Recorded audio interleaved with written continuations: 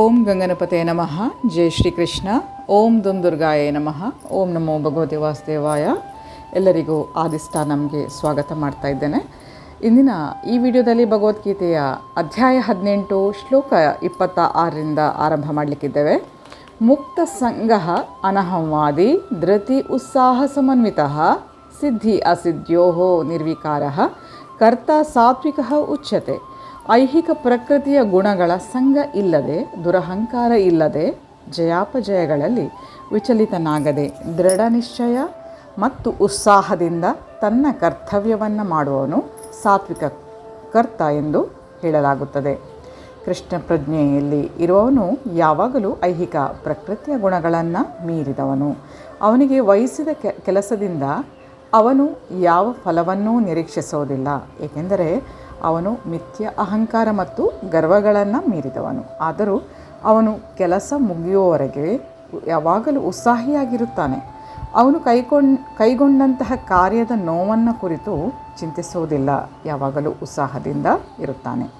ಜಯಾಪಜಯಗಳನ್ನು ಲಕ್ಷ್ಯ ಮಾಡುವುದಿಲ್ಲ, ನಲಿವುಗಳಲ್ಲಿ ಸಮಚಿತ್ತನಾಗಿರುತ್ತಾನೆ. ಇಂತಹ ಕೆಲಸಗಾರನು ಸಾತ್ವಿಕ ಗುಣದಲ್ಲಿ ನೆಲೆಯಾದವನು. ಶ್ಲೋಕ 27. ರಾಗಿ ಕರ್ಮಫಲ ಪ್ರೇಪ್ಸುಃ ಲುಬ್ಧಃ ಹಿಂಸಾ ಆತ್ಮಕಃ ಅಶುಚಿಃ ಹರ್ಷಶೋಕ ಅನ್ವಿತಃ ಕರ್ತ ರಾಜಸಃ ಪರಿಕೀರ್ತಿತಃ. ಕರ್ಮ ಮತ್ತು ಕರ್ಮಫಲಗಳಿಗೆ ಅಂಟಿಕೊಂಡು ಆ ಫಲಗಳನ್ನು ಸವಿಯಲು ಬಯಸುವವನು ಲೋಭಿ, ಸದಾ ಅಸೂಯಾಪರ, ಕೊಳಕ, ಸುಖ ದುಃಖಗಳಿಂದ ವಿಚಲಿತನಾಗುವವನು. ಇಂತಹ ಮನುಷ್ಯನು ರಾಜಸ ಸ್ವಭಾವದವನು ಎಂದು ಹೇಳುತ್ತಾರೆ. ಪ್ರಾಪಂಚಿಕತೆ, ಮನೆ, ಹೆಂಡತಿ, ಮಕ್ಕಳು ಇವರಲ್ಲಿ ಅತಿ ಮೋಹದ ಕಾರಣದಿಂದ ಒಂದು ಬಗೆಯ ಕರ್ಮಕ್ಕೆ ಅಥವಾ ಫಲಕ್ಕೆ ಮನುಷ್ಯನು ಅಂಟಿಕೊಳ್ಳುತ್ತಾನೆ. ಇಂತಹ ಮನುಷ್ಯನಿಗೆ ಬದುಕಿನಲ್ಲಿ ಮೇಲೇರಬೇಕೆಂಬ ಅಪೇಕ್ಷೆ ಏನೂ ಇರುವುದಿಲ್ಲ. ಈ ಜಗತ್ತನ್ನು ಐಹಿಕವಾಗಿ ಸಾಧ್ಯವಾದಷ್ಟು ನೆಮ್ಮದಿಯಾಗಿ ಮಾಡಿಕೊಳ್ಳುವುದೇ ಅವನ ಕಾಳಜಿ. ಸಾಮಾನ್ಯವಾಗಿ ಅವನಿಗೆ ದುರಾಸೆ, ತಾನು ಗಳಿಸುವುದೆಲ್ಲ ಶಾಶ್ವತ, ಎಂದೂ ಕಳೆದು ಹೋಗುವುದಿಲ್ಲ ಎಂದು ಅವನು ಭಾವಿಸುತ್ತಾನೆ. ಇಂತಹ ಮನುಷ್ಯನಿಗೆ ಇತರರನ್ನು ಕಂಡರೆ ಅಸೂಯೆ. ಇಂದ್ರಿಯ ಸುಖಕ್ಕಾಗಿ ಎಂತಹ ಕೆಟ್ಟ ಕೆಲಸವನ್ನಾದರೂ ಮಾಡಲು ಅವನು ಸಿದ್ಧ. ಆದ್ದರಿಂದ ಇಂತಹ ಮನುಷ್ಯನು ಕೊಳಕ. ತನ್ನ ಸಂಪಾದನೆ ಪರಿಶುದ್ಧವೇ ಅಲ್ಲವೇ ಎಂದು ಆಲೋಚನೆ ಮಾಡುವ ಯೋಚನೆ ಅವನಿಗಿಲ್ಲ. ತನ್ನ ಕೆಲಸ ಯಶಸ್ವಿಯಾದರೆ ಅವನಿಗೆ ಬಹಳ ಖುಷಿ, ತನ್ನ ಕೆಲಸದಲ್ಲಿ ಅಪಜಯ ಆದರೆ ತುಂಬ ಸಂಕಟ ಪಡುತ್ತಾನೆ. ಹೀಗೆ ಕರ್ಮ ಮಾಡುವವನದು ರಾಜಸ ಸ್ವಭಾವ. ಮುಂದಿನ ಶ್ಲೋಕ 28.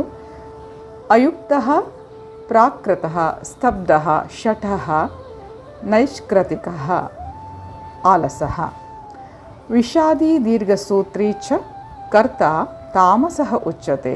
ಧರ್ಮಗ್ರಂಥಗಳ ಆದೇಶಗಳಿಗೆ ವಿರುದ್ಧವಾಗಿಯೇ ಯಾವಾಗಲೂ ಕೆಲಸ ಮಾಡುವವನು, ಪ್ರಾಪಂಚಿಕ ಮನೋಧರ್ಮದವನು, ಹಠಮಾರಿಯು, ಮೋಸ ಮಾಡುವವನು, ಇತರರಿಗೆ ಅವಮಾನ ಮಾಡುವುದರಲ್ಲಿ ನಿಪುಣನು, ಸೋಮಾರಿಯು, ಸದಾ ವಿಷಾದದಲ್ಲಿ ಇರುವವನು, ಮಾಡಬೇಕಾದ ಕೆಲಸವನ್ನು ಮುಂದಕ್ಕೆ ಹಾಕುವವನು ಆದ ಕರ್ತನನ್ನು ತಾಮಸ ಗುಣದ ಕರ್ತನೆನ್ನುತ್ತಾರೆ.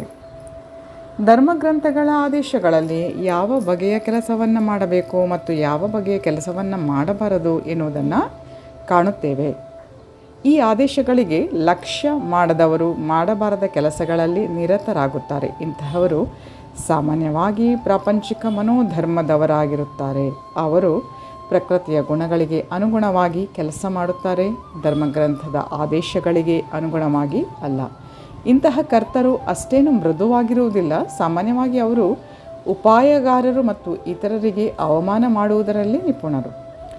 ಅವರು ಬಹು ಸೋಮಾರಿಗಳು. ತಾವು ಮಾಡಬೇಕಾದ ಕರ್ತವ್ಯ ಇದ್ದರೂ ಅದನ್ನು ಸರಿಯಾಗಿ ಮಾಡುವುದಿಲ್ಲ ಮತ್ತು ಮುಂದೆ ಮಾಡಲೆಂದು ಇಟ್ಟುಬಿಡುತ್ತಾರೆ.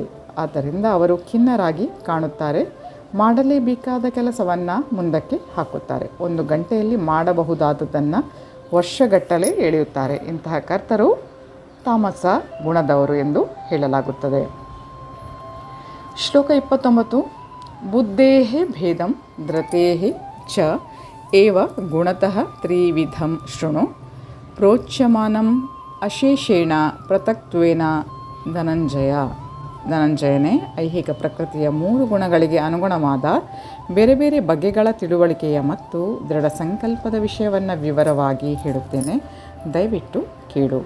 ಜ್ಞಾನ, ಜ್ಞೇಯ ಮತ್ತು ಜ್ಞಾನಿ ಇವುಗಳನ್ನು ಐಹಿಕ ಪ್ರಕೃತಿಯ ಗುಣಗಳಿಗೆ ಅನುಗುಣವಾಗಿ 3 ವಿಭಾಗಗಳಲ್ಲಿ ವಿವರಿಸಿ, ಇದೇ ರೀತಿಯಲ್ಲಿ ಪ್ರಭು ಕರ್ತನ ಬುದ್ಧಿ ಮತ್ತು ದೃಢ ಸಂಕಲ್ಪಗಳನ್ನು ವಿವರಿಸುತ್ತಿದ್ದಾನೆ. ಶ್ಲೋಕ 30. ಪ್ರವೃತ್ತಿಂಚ ನಿವೃತ್ತಿಂಚ ಕಾರ್ಯ ಅಕಾರ್ಯೇ ಭಯ ಅಭಯೇ ಬಂಧಂ ಮೋಕ್ಷಂ ಚ ಯಾ ವೇತ್ತಿ ಬುದ್ಧಿ ಸಾ ಪಾರ್ಥ ಸಾತ್ವಿಕಿ.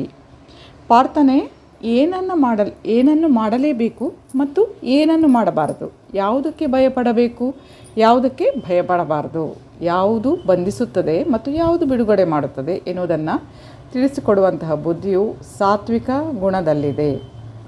ಧರ್ಮಗ್ರಂಥಗಳ ಆದೇಶಗಳಿಗೆ ಅನುಗುಣವಾಗಿ ಕೆಲಸ ಮಾಡುವುದಕ್ಕೆ ಪ್ರವೃತ್ತಿ ಎಂದು ಹೆಸರು. ಹೀಗೆಂದರೆ ಯೋಗ್ಯವಾದ ಕೆಲಸಗಳನ್ನು ಮಾಡುವುದು, ಹೀಗೆ ಆದೇಶಿಸಲ್ಪಡದ ಕಾರ್ಯಗಳನ್ನು ಮಾಡಬಾರದು.